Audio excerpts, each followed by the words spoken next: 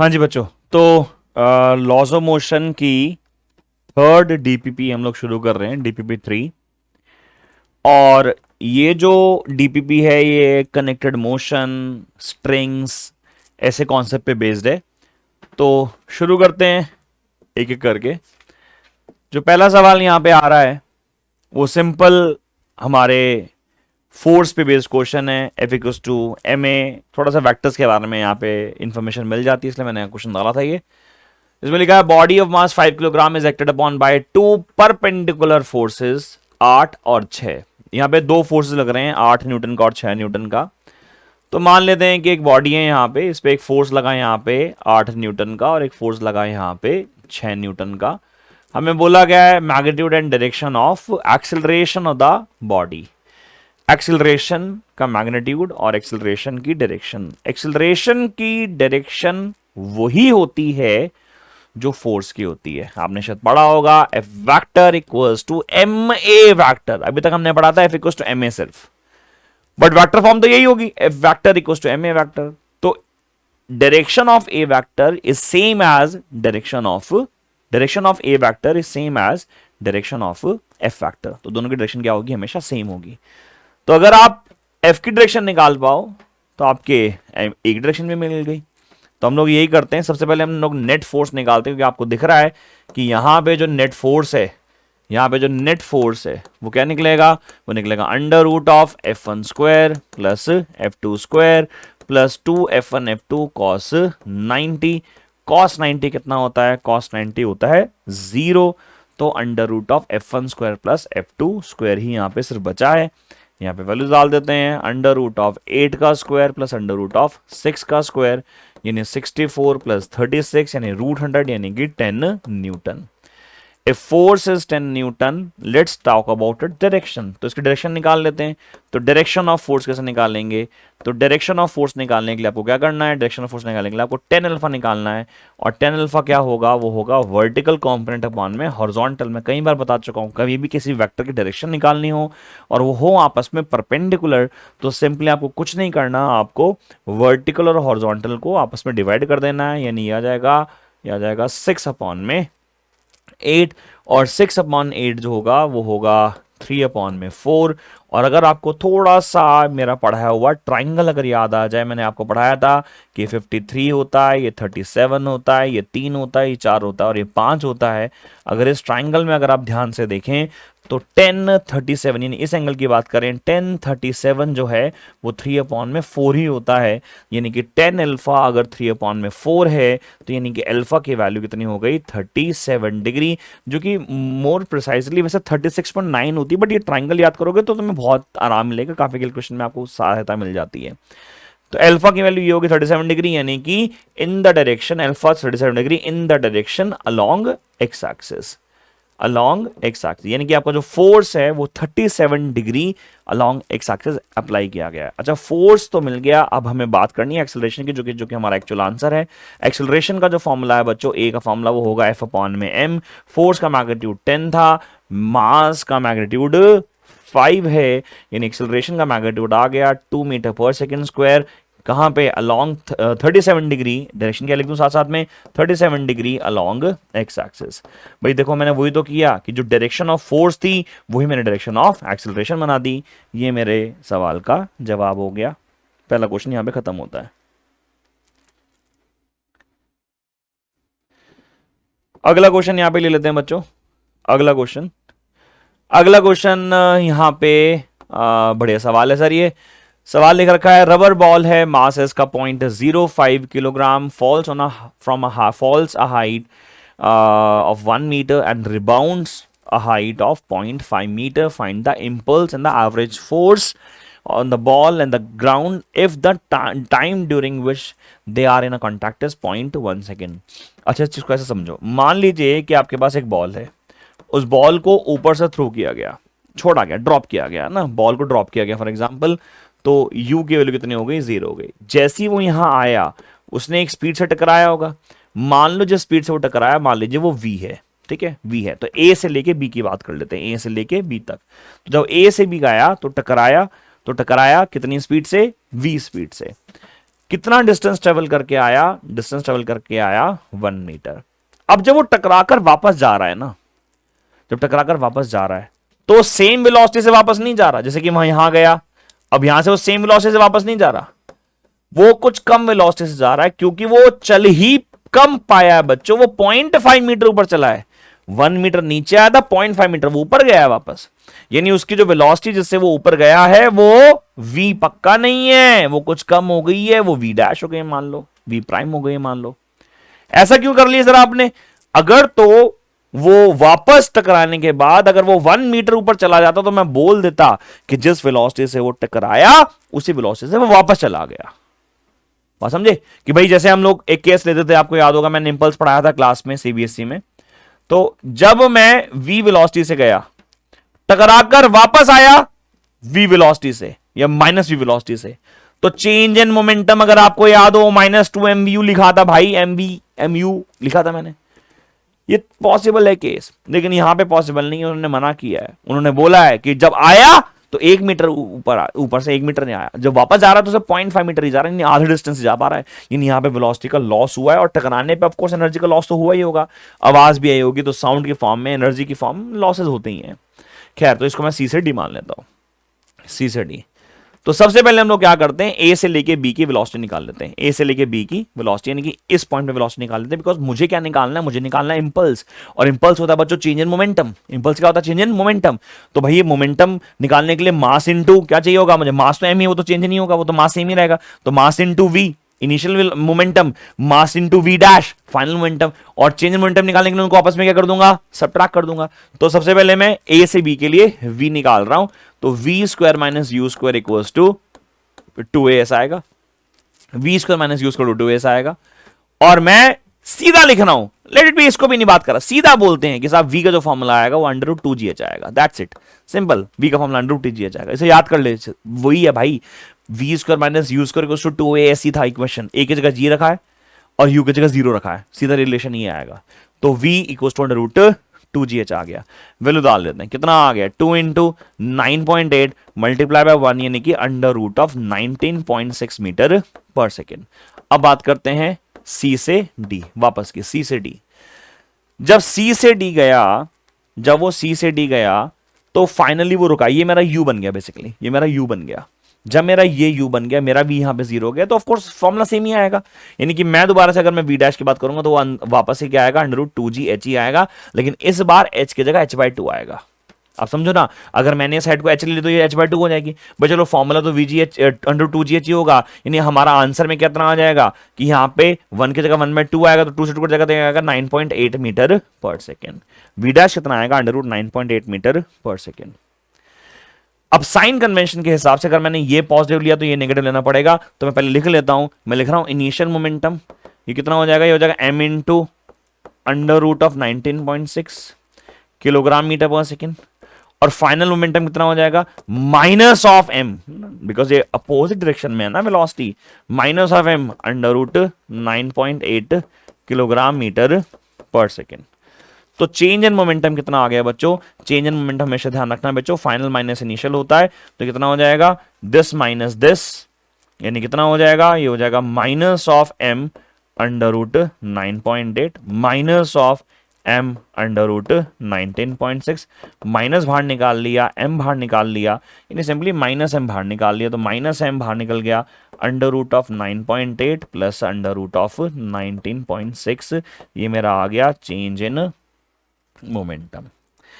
ये change in momentum he impulse के बराबर होता है, लेकिन impulse between the ball and the ground पूछा है, तो इंपल्स इम्पार्टेड की बात करें, बिकॉज मैग्नीट्यूड की बात चल रही है, बिकॉज इंपल्स बॉल ने ग्राउंड को दिया होगा, ग्राउंड ने बॉल को दिया होगा, ये वो इंपल्स है जो बॉल ने ग्राउंड को दिया, तो ग्राउंड ने बॉल को कह दिया, इसका जस्ट नेगेटिव, क्योंकि मैग्नीट्यूड की बात करनी है तो हम लोग यहाँ पे सिंपली क्या लगा लेते हैं?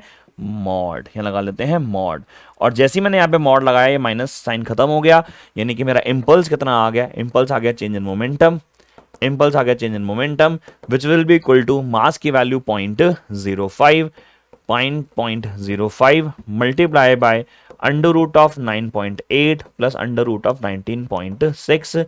सॉल्व कैसे करूं, 0.05 ये हो गया, अंडर रूट ऑफ 9.8 मैंने कॉमन निकाल लिया, 1 प्लस रूट 2।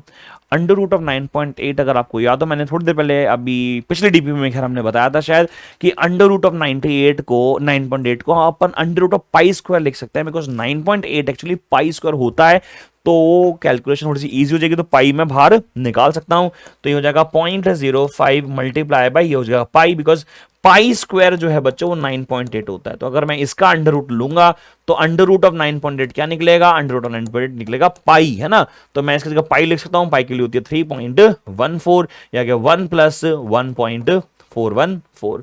तो सॉल्व कर लेते हैं और ये निकाल देते हैं हम लोग यहां से इंपल्स। तो पहला पार्ट तो यहां से आपको निकल गया इंपल्स। दूसरा क्या निकालना है बच्चों, दूसरा निकालना है आपको एवरेज फोर्स। तो हमें मालूम है इंपल्स का जो फॉर्मूला होता है, इंपल्स का जो फॉर्मूला होता है वो होता है average force multiply by time into delta P. तो अगर मैं यहां से एवरेज फोर्स निकालूंगा तो हो जाएगा डेल्टा पी अपॉन में टी, और टी की वैल्यू कितनी है यहाँ पे 0.1। तो जो भी आंसर आया है यानी कि ये 0.005 multiply by 3.14 multiply by 2.1414 divide by कितना आएगा 0.1। तो ये सॉल्व करके आएगा 3.78 न्यूटन। खैर ये आंसर मैंने आपको बता दिया है, ये आंसर अपने आप निकाल लेना, दैट्स इट। सेम ही है, मतलब इसका आंसर आ जाएगा कितना 37.8 है ना, वो 0.1 से डिवाइड करा है बस, ठीक है ना। 0.378 ये आएगा 0.378, सॉरी 0.378। तो 0.378 जो है हमारा इंपल्स आ गया। यूनिट होगी इसकी कितनी, ये होगी यूनिट होगी इसकी किलोग्राम मीटर पर सेकंड, है ना, किलोग्राम मीटर पर सेकंड। ये हटा देता हूं, तो इसकी यूनिट होगी किलोग्राम, 0.378 किलोग्राम मीटर पर सेकंड, और फोर्स का जो वैल्यू होगा वो होगा 3.78 न्यूटन। दैट्स इट, ये आंसर इस क्वेश्चन का।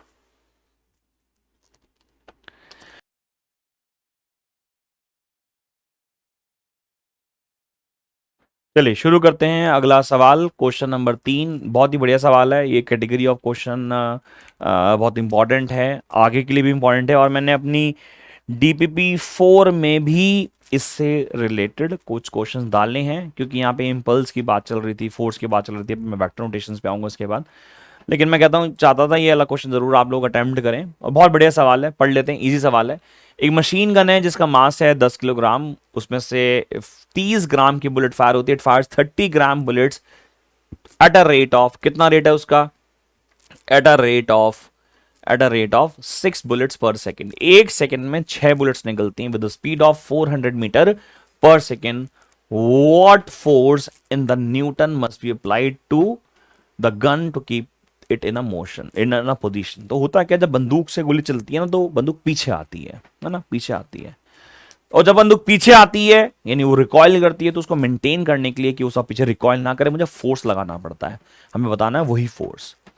अच्छा हुआ क्या है, देखो मोमेंटम चेंज हुआ है, आप समझो, जो बंदूक थी वो रेस्ट पे थी, मोमेंटम 0 था, फिर वो पीछे आ गई, पीछे आ रही है, तो उसका मोमेंटम एक्वायर कर लिया, there is a momentum change, and whenever there is a momentum change there will be impulse, और इंपल्स का फॉर्मूला होता है फोर्स मल्टीप्लाई बाय टाइम।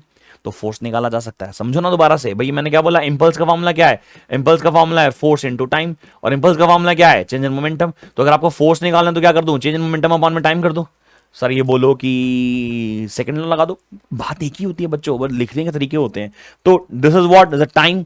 अब वो क्योंकि पर सेकंड कैलकुलेशन कर रहे हैं तो टाइम की वैल्यू क्या आ गई, 1 आ गई, यानी कि फोर्स की वैल्यू कितनी हो जाएगी आपके लिए, इसके लिए फोर्स की वैल्यू हो जाएगी delta P if T equals to 1 second, because 1 second के लिए निकाल रहे हैं, हर सेकंड में 6 बुलेट निकल रही हैं, वो देखो।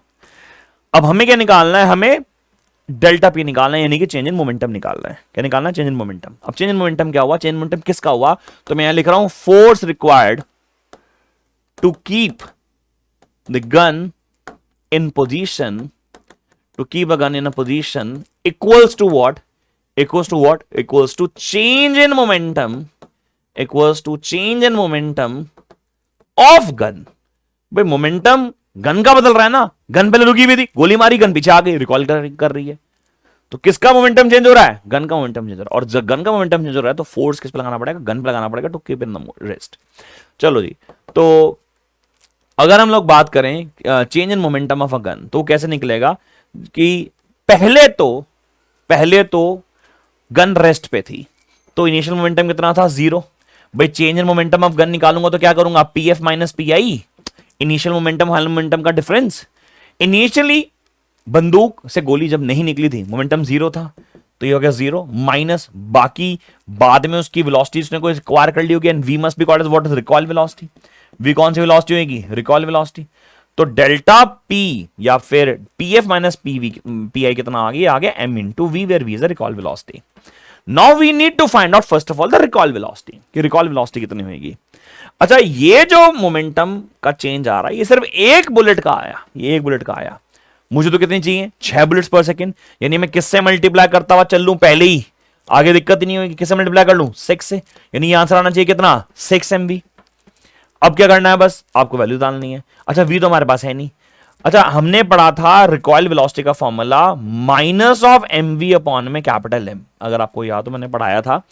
रिकॉइल वेलोसिटी ऑफ गन का फॉर्मूला था minus of M V upon में capital M. Minus sign direction बताता है कि रिकॉइल कर रहा है, तो इसलिए मैंने माइनस साइन को छोड़ दिया। तो मैं सिर्फ मॉड की बात कर लेता हूं। मास ऑफ बुलेट कितना है, 30 ग्राम।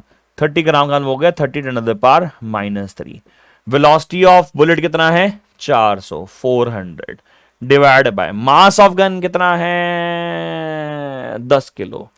10 यहां आ गया, सही है। 0 से 0 काट दिया, कितना बचा, ये बचा 12, 120 × 10⁻³ यानी 0.12, नहीं, हाँ नहीं, एक दो दिन, 2 0 बचेंगे, 1 0 ये 1 0 ये, तो 1200 × 10⁻, यानी कि 1.2 आ गया, यानी 1.2 मीटर पर सेकेंड से वो क्या करेगा, इसको रिकॉइल करेगा, 1.2 से रिकॉइल करेगा।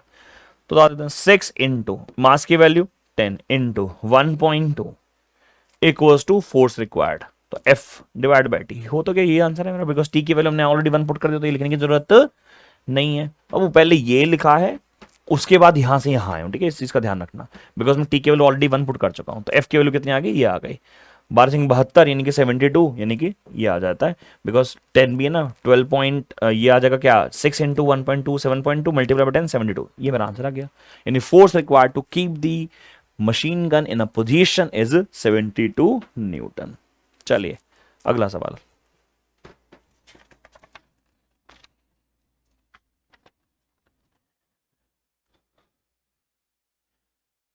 अगला सवाल जो है बच्चों, ये हमारा जो क्वेश्चन है ये बेस्ड है, अगला जो सवाल है ये हमारा बेस्ड है इक्वेशंस बनाने पे, कंपोनेंट्स बनाने पे। सवाल पढ़ लेते हैं। इसमें लिखा था मास m is hang at point P with a light and extensible string AB as shown in the figure. Find the tension in the horizontal portion AP. अच्छा, इसमें निकालनी है हमें, लेकिन इसके अलावा टेंशन तो यहाँ पे भी होगी, हमें T2 भी निकाल सकते हैं वैसे। भाई अगर इस पॉइंट की मैं बात करूं तो यहाँ टेंशन T2 यहाँ होगी, और इस बात के लिए टेंशन T1 यहाँ होगी। इसका नीचे वेट m लग रहा है, तो मैं सीधा से तोड़कर यहाँ पे सीधा mg लगा देता हूँ, ये मेरा mg होगा, सही है। तो मुझे वैसे AP का बोला है, हमें बस टेंशन T1 निकालनी, T2 नहीं निकालनी। वैसे T2 भी निकाल सकते, कोई मुश्किल है नहीं, लेकिन चलो निकालनी नहीं तो क्यों निकालूं। ये मान लीजिए मेरा कॉम्पोनेंट, मैंने कॉम्पोनेंट बनाना है, तो ये मान लीजिए मेरा एंगल 30 डिग्री हो गया, बिकॉज ये अगर 30 है तो मेरा 30 डिग्री तो होगा। तो यहाँ पे कॉम्पोनेंट क्या आएगा, यहाँ पे कॉम्पोनेंट आ जाएगा T2 cos 30 डिग्री, और यहाँ पे आ जाएगा क्या, T2 sin 30 डिग्री। कॉम्पोनेंट बना लिए। कॉम्पोनेंट बनाने आपको आते ही है। मान लीजिए कोई वेक्टर है हमारे पास A, और इसने यहाँ से एंगल थीटा बनाया हुआ है, तो ये हो जाएगा A cos थीटा, और ये हो जाएगा A sin थीटा। दोनों कॉम्पोनेंट्स बन गए, A cos थीटा यहाँ पे, A sin थीटा यहाँ पे। इसी तरीके से यहाँ पे T2 था, ये एंगल 30 था, तो एंगल भी 30 हो गया, तो ये हो गया T2 cos 30, ये हो गया T2 sin 30, कोई दिक्कत ही नहीं है। अच्छा, इन प्रकार के क्वेश्चन में जब आप ऐसे इक्वेशंस बना रहे होते हो, आप कंपोजिशन कर रहे होते हो, एक बात हमेशा ध्यान रखनी कि यहाँ पे हमेशा इक्विलिब्रियम मेंटेन होता है। इक्विलिब्रियम मेंटेन, अब इक्विलिब्रियम मेंटेन का मतलब क्या होता है, इक्विलिब्रियम मेंटेन का मतलब होता है बच्चों कि सब बैलेंस हो रहा है, यानी कि हॉरिजॉन्टल इधर वाला इधर वाले से बैलेंस हो रहा है, ऊपर वाला नीचे वाले से बैलेंस हो रहा है, सब बैलेंसिंग हो रही होती है। तो ये हमेशा ध्यान रखना कि ये बैलेंसिंग हो रखी है, और अगर ये बैलेंसिंग हो रखी है तो यानी T1 किसके बराबर होगा, T1 बराबर होगा T2 cos 30 डिग्री के। दूसरा T2 sin थीटा किसके बराबर होगा, mg के बराबर होगा। तो T2 किसके बराबर होगा, सॉरी T2 sin थीटा किसके बराबर होगा, T2 sin थीटा बराबर होगा, T2 sin थीटा बराबर होगा mg के। यार इस क्वेश्चन में m दे रखा होना चाहिए था, m के बिना कैसे बात बनेगी। नहीं बनेगी तो भाई एम की टर्म्स में आंसर छोड़ देंगे। अच्छा मास एम ही दे रखा है, एम के टर्म्स में आंसर छोड़ेंगे, ठीक है ना। चलो थीटा की जगह यहाँ 30 डिग्री लिखना चाहिए, है ना, 30 डिग्री। अब अपन क्या करते हैं, दोनों को डिवाइड कर देते हैं। कितना आया, T2 sign 30 divided by T2 cos 30 बराबर mg डिवाइडेड बाय T1।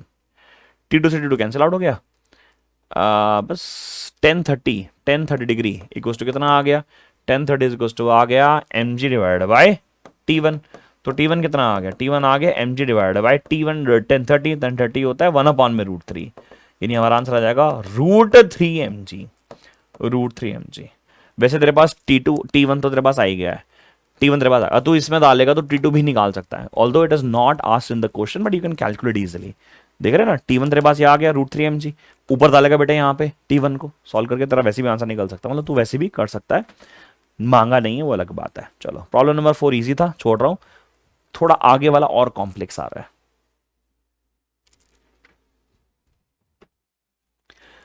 अगला जो क्वेश्चन हम लोग यहां कर रहे हैं बच्चों वो है थोड़ा ज्यादा कॉम्प्लेक्स, पढ़ लेते हैं। वैसे तो इतना भी मुश्किल नहीं है, मतलब इक्वेशन बनाएंगे तो मजा आएगा पढ़ा करने में भी, है ना। टू वेट्स W1 और W2, W1 ये है W2 ये है, W1 बता भी रखे कि सब 300 न्यूटन टोटल हमारा इसका वेट लगेगा। और attach to are rigid support PQ, एक ये PQ से इसे जोड़ रखा है with help of a rope से, रस्सियां देखो ये रस्सियां ऐसे बंधी हुई हैं, ये रस्सियां बंधी हुई हैं with a knots A and B, यहां पे दो नॉट्स लगी हुई हैं। और आगे लिखा हुआ है as shown in the figure, if W1 is 300 Newton, find the tension in the ropes, find the tension in the ropes 1, 2 and 3। 1, 2 और 3 वाली रोप में हमें टेंशन निकालनी है और W2 भी निकालना है। तो टेंशन निकालने के लिए तो इक्वेशन बनानी पड़ेगी, अब ध्यान लगाएंगे। मान लीजिए आप यहां पे टेंशन है T1, मान लीजिए यहां पे टेंशन है T3, और मान लीजिए इस वाले पोर्शन में टेंशन है T2। अगर मैं इस वाले पॉइंट के लिए ऑब्जर्व करूंगा तो इस तरफ लूंगा, और इस वाले पॉइंट के लिए ऑब्जर्व करूंगा तो इस तरफ लूंगा, because tension is always away from mass, ये हमने पढ़ रखा है। अगर मैं देखूं तो मेरे कॉम्पोनेंट्स बनेंगे यहां पे ऐसे, ये बनेगा यहां पे T1 cos 37 डिग्री, ये बनेगा ऊपर T1 sin 37 डिग्री, ये बनेगा यहां पे T3 cos 53 डिग्री, ये बनेगा यहां पे T3 sin 53 degree, T1 cos 37 degree, T1 sin 37 degree, T3 cos 53 degree, T3 sin 53 degree, T2 इधर T2 इधर। इस वाले ने W1 यहां लगा रखा है और इस वाले ने W2 यहां लगा रखा है, सही है। अच्छा इससे पहले कि हम लोग आगे जाएं, क्योंकि इस ट्राइंगल इस पूरे इक्वेशन में, इन पूरे जो आप डायग्राम देख रहे हैं इसमें बहुत ज़्यादा डोमिनेटिंगली वो ट्राइंगल इस्तेमाल होने वाला है, थोड़ा सा वो रिवाइज कर लेते हैं। कहीं साइड में लिखने की जगह चलिए यहाँ बना लेता हूँ डायग्राम, है ना, यहाँ बना लेता हूँ। ये हमारा 53 डिग्री एंगल था, ये हमारा 37 डिग्री एंगल था, यहाँ पे अगर आप, ये तो 90 डिग्री है ऑफ कोर्स, यहाँ पे हमारा था 3, यहाँ पे था 4 और यहाँ पे था 5, क्योंकि आपको cos 37 डिग्री, साइन 37 मतलब 37 डिग्री, cos 53, साइन 53, ये सारी वैल्यूज चाहिए होंगी, तो अपने को ये ट्राइंगल तो मांगता है, ठीक है, तो वो अपन लिख लेंगे। खैर सवाल हमसे पूछा गया है कि टेंशन निकालो और बैलेंस करो, तो ए पॉइंट से शुरू करते हैं। तो एट पॉइंट ए, एट ए हम लोग बैलेंसिंग यहीं से शुरू कर रहे हैं। बैलेंसिंग आप बच्चों ध्यान रखना, बैलेंसिंग का मतलब है कि सब सेट हुआ है, इक्विलिब्रियम मेंटेन है। तो इक्विलिब्रियम अगर इस पॉइंट पे मेंटेन है तो T1 sin 37 degree, T1 sin 37 degree must be equals to, नीचे लगने वाला फोर्स कितना है W1 इक्वल्स टू W1, और W1 की वैल्यू है कितनी 300। तो T1 कितना आ गया, T1 आ गया 300 डिवाइड बाय साइन 37 डिग्री। अब मुझे एक बात बताओ, अगर आपको ये ट्राइंगल नहीं पता तो ये क्वेश्चन सॉल्व हो जाएगा तुमसे, होएगा ही नहीं। तो आपको ये वाला ट्राइंगल पता होना चाहिए जो मैंने करा रखा है, कि अगर ये 53 डिग्री है, इसके सामने वाला ये वाला एंगल 37 है, ये 90 डिग्री है, तो ये वाली साइड होगी 3, ये होगी 4, ये होगी 5। तो यार ध्यान से देखो यहाँ पे साइन 37 कितना आएगा, साइन 37 आएगा परपेंडिकुलर अपॉन में हाइपोटेन्यूज यानी कि 3 अपॉन में 5, यानी कि कितना आ जाएगा, ये आ जाएगा 300 डिवाइड बाय 3/5 चला गया 100 से, यानी कि आंसर आएगा कितना 500 न्यूटन। तो पहला जवाब बिल्कुल जल्दी से जल्दी निकल गया, T1 कितना आएगा 500 न्यूटन। डायग्राम में मुश्किल था, कैलकुलेशन तो बहुत ईजी है इसकी। अगला देखो, अगला अपन अब इसको बैलेंस कर लेते हैं दोनों को, है ना। एट पॉइंट ए ही रहते हैं, एट ए ही रहते हैं, एट ए बोलो कितना आएगा, ये आएगा T1 cos 37 degree, T1 cos 37 degree equals to T2। अब T1 we have, T2 we need to find out. तो T2 कितना आ गया, T1 के लिए कितनी आ गई 500, cos 37, cos 37 में से निकाल लो। इस ट्राइंगल में अगर cos निकालोगे तो इसको मैं मानूंगा एंगल, तो ये मेरा बेस हो गया और ये मेरा परपेंडिकुलर हो गया और ये मेरा हाइपोटेनस हो गया। कॉस होता है बेस अपॉन में हाइपोटेनस, यानी कि 4 अपॉन में 5, यानी कितना आ गया, ये आ गया 4 अपॉन में 5, यानी कितना आ गया 400 न्यूटन। तो T2 की वैल्यू कितनी आ गई 400 न्यूटन। अब इस पे आ जाते हैं, एट पॉइंट बी आ जाते हैं। तो एट पॉइंट बी जरा देख लीजिए बच्चों, एट पॉइंट बी T2 इधर लग रहा है और T3 cos 53 इधर लग रहा है। देखो T2 इधर लग रहा है और T3 cos 53 इधर लग रहा है। तो T2 बराबर किसके आएगा, T3 cos 53 डिग्री, 53 डिग्री। तो T3 कितने आ गया, ये आ गया T2 अपॉन में cos 53 डिग्री। अब cos 53 देखना तो ये वाला एंगल हो गया। अगर ये वाला एंगल हो गया तो हमारा ये बेस हो गया, ये परपेंडिकुलर हो गया और ये हाइपोटेनस हो गया। क्या निकालना है, कॉस होता है बेस अपॉन में हाइपोटेन्यूज, यानी कि 3 अपॉन में 5, कितना आ गया T2 आ गया 3 अपॉन में 5। T2 के लिए कितनी है 400 इंटू 5 डिवाइड बाय 3, यानी कि 2000 डिवाइड बाय 3 न्यूटन। फ्रैक्शन में लिखना चाहोगे तो लिख लेना, जरूरत नहीं है, ठीक है, ये आंसर है। ठीक है, अगला क्या, T3 निकल गया, T2 निकल गया, T1 निकल गया, क्या रह गया, W2 रह गया, W2। अच्छा T3 एट बी बात कर रहा हूं, T3 cos sin 53, T3 sin 53 की वैल्यू किसके बराबर आएगी, W2 के। T3 sin 53 के लिए किसके बराबर आएगी, W2 के। तो W2 निकालना है तो T3 चाहिए। T3 क्या है, T3 है सर 2000 बाई 3 साइन 53, यहां लगा लो साइन, साइन होता है परपेंडिकुलर अपॉन में हाइपोटेन्यूज, तो परपेंडिकुलर ये रहा, हाइपोटेन्यूज रहा, यानी कि 4/5, 4/5 ये आ गया 400, यानी कि 1600 बटा में 3, 1600 बटा में 3 न्यूटन। ये मेरे 4 आंसर आ गए। This question is not difficult. ये क्वेश्चन बस इसलिए मुश्किल लगता है कि डायग्राम है बड़ा, उसके अलावा कुछ भी नहीं है सर, इतना इजी सवाल है। चलो जी फटाफट नोट कीजिए इसको।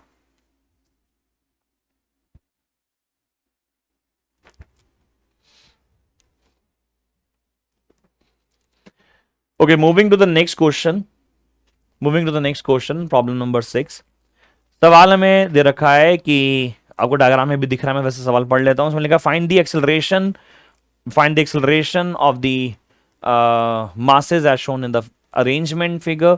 Also find out the tension in the strings connecting the two masses. The strings are weightless and the inextensible and the pulleys are weightless and frictionless. ठीक है, 4 किलोग्राम का मास यहाँ लगा रखा है, पुली से घुमा के एक और पुली पे लगाया, इसको बोलते हैं मूवेबल पुली। अच्छा, जब भी दो मासेस आपस में कनेक्टिंग हो ना, जैसे कि मान लीजिए एक मास, जैसे इमेजिन करो, मैं ऐसे बना ही लेता हूँ, जैसे कि मान लीजिए एक मास यहाँ लटका रखा है और यहाँ पे पुली से दूसरा मास सीधा लटका रखा है, मान लो ऐसे है। तो एक मास मान लो M1 ये है, एक M2 ये है। तो हमेशा ध्यान रखने वाली बात क्या है कि अगर मासेस एक ही रस्सी से कनेक्टेड होंगे तो इसकी एक्सेलरेशन अगर A है तो इसकी एक्सेलरेशन भी A ही होगी। लेकिन यहां ऐसा नहीं है, यहां पे दो अलग अलग पुलीज हैं। ये वाला मास इस पुली से कनेक्टेड है, ये वाला मास इस पुली से कनेक्टेड है, यानी कि दोनों की एक्सेलरेशन सेम नहीं होगी, जो ज्यादातर बच्चे यहां पे गलती करते हैं। मैंने DPP 4 में एक पहला सवाल दिया है, अगर मेरे पास स्लाइड हो तो मैं शायद आप लोगों को दिखा भी सकता हूं। देखो ये वाला क्वेश्चन है, आपकी स्क्रीन पे आपको दिखाई भी दे रहा होगा अभी। ये वाला पता नहीं विजिबल है, हाँ विजिबल है। देखो यहाँ 3 किलोग्राम का मास है, यहाँ पे 1 किलोग्राम का मास है। ये दो मासेस हैं, ये एक ही पुल्ली से कनेक्टेड है। देखो, और जब एक ही पुल्ली से कनेक्टेड है इसका मतलब साफ है इनका एक्सेलरेशन सेम होगा। इनका एक्सेलरेशन सेम होगा, इनका एक्सेलरेशन सेम नहीं होगा, बिकॉज ये दो अलग अलग पुल्ली से कनेक्टेड है। इसलिए अगर मैं बात करूं एक्सेलरेशंस की, तो एक्सेलरेशन इनकी क्या होंगी, अलग अलग होंगी। एक्सेलरेशन क्या होंगी इनकी, अलग अलग होंगी। तो मैं एक्सेलरेशन अलग अलग मार्क कर लेता हूं। जो इंक्लाइंड प्लेन पे है मान लीजिए उसकी एक्सेलरेशन में मान लेता हूं A1, जो इंक्लाइंड प्लेन पे है मान लीजिए उसकी एक्सेलरेशन में मान लेता हूं A1, और इसके एक्सेलरेशन में मान लेता हूं मान लीजिए कितनी A2। मैं दोनों की एक्सेलरेशन अलग अलग मान लेता हूं। इसकी A1 और दिख नहीं रहा भाई साहब, थोड़ा अलग कर दूं, यहां से हटा देता हूं, यहां बना देता हूं। इसकी एक्सेलरेशन मान लेता हूं मैं A2। अच्छा, बाकी अब सब वेट के कंपोनेंट्स बना लेते हैं फटाफट। बाकी जो वेट से कंपोनेंट है वो ड्रॉ कर लेते हैं। भाई अगर आपको याद हो तो यहां पे बनेगा क्या, ये बनेगा 4G, यहां पे कॉम्पोनेंट बनेगा, ये क्या बनेगा, थीटा एंगल 30 डिग्री है ऑफ कोर्स ये, तो कितना आएगा, ये आएगा 4G cos 30 डिग्री। ये क्या आएगा, ये आएगा 4G sin 30 डिग्री। सही है, 4G sin 30 डिग्री। इसके ऊपर यहां पे जो मास का वेट है ये लगेगा M2G। M2 की वैल्यू कितनी है, M2 है 12, तो ये नीचे क्या लगेगा, ये लगेगा 12 इंटू जी। अच्छा, इसके लिए टेंशन T2 ऊपर की तरफ ऐसे लगेगी, और पुली के लिए टेंशन देखूंगा तो नीचे ऐसे लगेगी, इसके लिए टेंशन देखूंगा तो T1 ऐसे लगेगी। ये हमारे पास FBD बन गया इसका। मैं क्लास में बोलता हूं, मैं ये टर्म यूज नहीं करता फ्री बॉडी डायग्राम, लेकिन बनाता तो मैं वही हूं, फ्री बॉडी डायग्राम, यानी वो डायग्राम जिसमें सारे फोर्सेस लगा दो और अलग अलग करके उनको पढ़ लो। जैसे कि हम लोग बात करते हैं सबसे पहले 4 किलोग्राम वाले मास की। अगर मैं 4 किलोग्राम वाले मास की बात करूं तो इक्वेशन क्या बनेगा, इसके लिए इक्वेशन क्या बनेगा, ये बनेगा 4 इंटू A1। याद करो, M इंटू ए, M की वैल्यू कितनी है 4, M इंटू ए, तो M इंटू A1 हो गया यहाँ पे। तो M इंटू ए यानी 4 इंटू A1 इसको कितना आ गया, T1 minus 4G sign of 30 degree. सही है। सिमिलरली अगर मैं बात करूं किसकी, मैं बात करूं 12 किलोग्राम वाले की, तो 12 किलोग्राम वाले मास का इक्वेशन क्या बनेगा, ये बनेगा M2 इंटू A2, यानी कि M2 छोड़ो यार, 12 लिखो ना, 12 इंटू A2, यानी 12 into A2 is equals to, नीचे कितना लगा बच्चों, ये लगा 12G माइनस T2। तो एक इक्वेशन ये बन गई हमारे पास, एक इक्वेशन ये बन गई हमारे पास। लेकिन एक प्रॉब्लम हमारे पास जो यहाँ पे बड़ी आएगी वो ये कि हमारे पास A1 और A2 के बीच में रिलेशन नहीं है। मैं फटाफट डिराइव करके दिखाऊंगा, लेकिन फिलहाल ये देखो यहाँ पे कितना हो गया, ये हो गया 4 of A1 equals to T1 minus 4 into G sine 30 होता है बच्चा 1/2, 2 से 2 कट गया, कितना आ गया 4A1 is equals to T1 minus 2G। एक इक्वेशन नंबर से 1 मान लेता हूं, इसे तो सॉल्व करने की जरूरत नहीं है, तो पूरा सॉल्व ही है, इसमें तो कुछ है ही नहीं। इसको इक्वेशन नंबर अपन 2 मान लेते, इक्वेशन नंबर 1 ही हो गया, इक्वेशन नंबर 2 ही हो गया। अब करना क्या है, अब देखो ये 4 किलोग्राम वाला है, ये 12 किलोग्राम वाला है। इनमें क्वेश्चन में सिंपल में पूछा गया है कि टेंशन निकालनी है, और क्या निकालना है, और कुछ निकालना है, हमें सिर्फ टेंशन निकालनी है और एक्सेलरेशन निकालनी है। दो पार्ट निकालने हैं, एक तो टेंशन निकालनी है और क्या निकालनी है, एक्सेलरेशन निकालनी है। अब यहां पे हमें एक्सेलरेशन M2 की और एक्सेलरेशन M1 की निकालनी है। हमें दो एक्सेलरेशन की यहां पे हम लोग बात कर रहे हैं।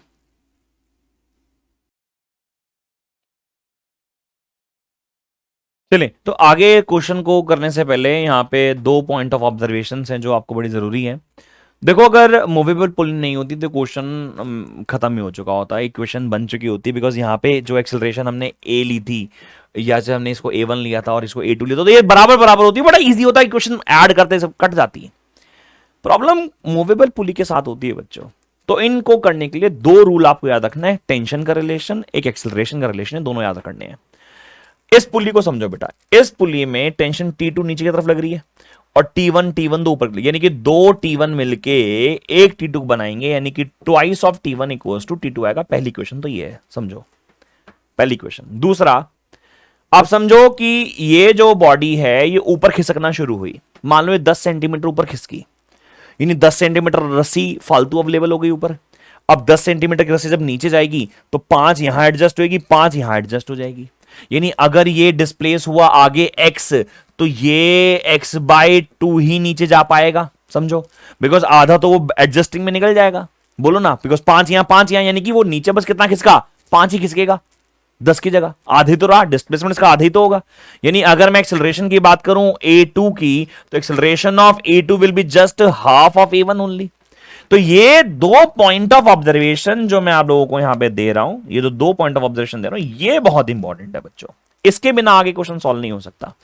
तो अपन एक काम करते हैं, ये वैल्यू यहां सब्स्टिट्यूट कर लेते हैं। कितना आया बोलो, ये आ गया 12 ऑफ A2 की जगह आ गया A1 अपॉन में 2 equals to 12G minus T2 के लिए लिख लिया ट्वाइस ऑफ T1, ये आ गया 6, ये आ गया 6 times of A1 equals to 12G minus 2T1।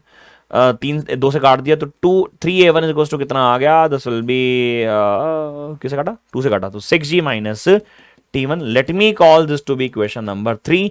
Equation number 1 के साथ सॉल्व करा, T1 से T1 कट गया, कितना आया, ये आ गया 4 और 3 7, तो 7A1 इक्वल्स टू कितना आ गया, ये आया क्या, ये आया 6G माइनस 2G, तो 6G minus 2G So this will be A1 will be equals to 4g by 7.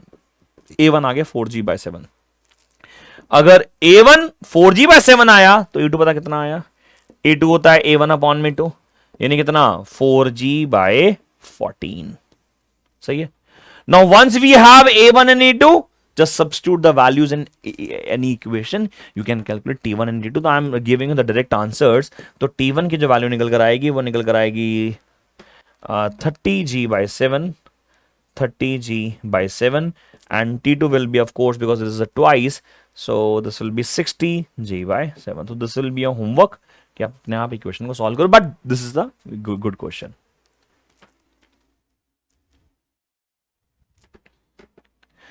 Okay, moving into the last question of this DPP. It's a very simple question. Now look at the question. इसमें 4 masses हैं, 1 2 3 4, सबका मास mm है, and they all are connected with the strings. कोई pulley नहीं है, कुछ नहीं है, सबका acceleration क्या होगा? सेम होगा, a होगा. And you need to learn this fact that the acceleration in the combined system, when they are connected with the different strings, acceleration is the same for all. Acceleration is same for all, and for the combined system, acceleration will be force upon में sum of all masses. सारे masses का sum कर दो. F upon में कितना आ गया? मास कितना है? m यानी कितना आ गया? 4m. तो A upon में 4m आ गया. Now let's see one by one all the equations. सबसे पहले देखो जो पहली रस्सी है, यहाँ पे जो पहली रस्सी है इसमें टेंशन T1 है. अच्छा, इसके लिए टेंशन T1 यहां होगी, इसके लिए टेंशन T1 यहां होगी, बिकॉज टेंशन है तो एक ही, लेकिन इस मास के लिए यहां और इस मास के लिए यहां होगी. सिमिलरली इसकी बात करूं तो T2 यहां होगी, इसके लिए T2 इसके लिए यहां होगी, इसके लिए T3 यहां होगी, इसके लिए T3 यहां होगी. सिंपल है. सबकी एक्सेलरेशन क्या है? ए सबकी सेम है. तो सबसे पहले इक्वेशंस बनानी है हमें, एक एक करके इक्वेशन बना लेते हैं. तो पहले बनाते हैं फॉर वन पहले वाली बॉडी के लिए, इसके लिए बनाते हैं हम लोग क्या इक्वेशन. तो m इंटू ए बराबर क्या आएगा? f माइनस टी1. बड़ा सिंपल सा इक्वेशन है. मास इंटू एक्सेलरेशन बराबर कितना आएगा? f माइनस टी1. मैंने equation of motion banana class में सिखाया है, नहीं है तो दोबारा सुन लो. क्या इक्वेशन क्या तरीका होता है? Mass into acceleration. सिंपल है. मास इंटू एक्सेलरेशन बराबर किसके? मास इंटू एक्सेलरेशन बराबर किसके? जो फोर्स एक्सेलरेशन की सेम डायरेक्शन में आया है उसको रख लो पॉजिटिव, तो f को रख लिया पॉजिटिव. जो उसके अपोजिट डायरेक्शन में आया उसको रख लो नेगेटिव, रख लिया नेगेटिव, तो माइनस ऑफ टी1 आ गया. सो एम ए बराबर एफ माइनस टी1 आ गया. एम ए बराबर एफ माइनस टी1 आ गया. M into A equals to F की वैल्यू एफ ही है, टी1 की वैल्यू मुझे निकालनी है. अच्छा, ए की वैल्यू यहां पे मैं डाल देता हूं, यह आ जाता है एम इंटू एफ अपॉन में 4m. एम से एम काट दिया तो टी1 कितना आ गया? F minus F by 4. So this becomes 3f by 4. तो टी1 की वैल्यू कितनी आ गई? 3f by 4. टी1 की वैल्यू कितनी आ गई? 3f by 4. ये आ गया पहला इक्वेशन. दूसरा अब लगाते हैं 2 के अंदर. फॉर 2 के अंदर लगा लेते हैं, इसके अंदर लगा लेते हैं.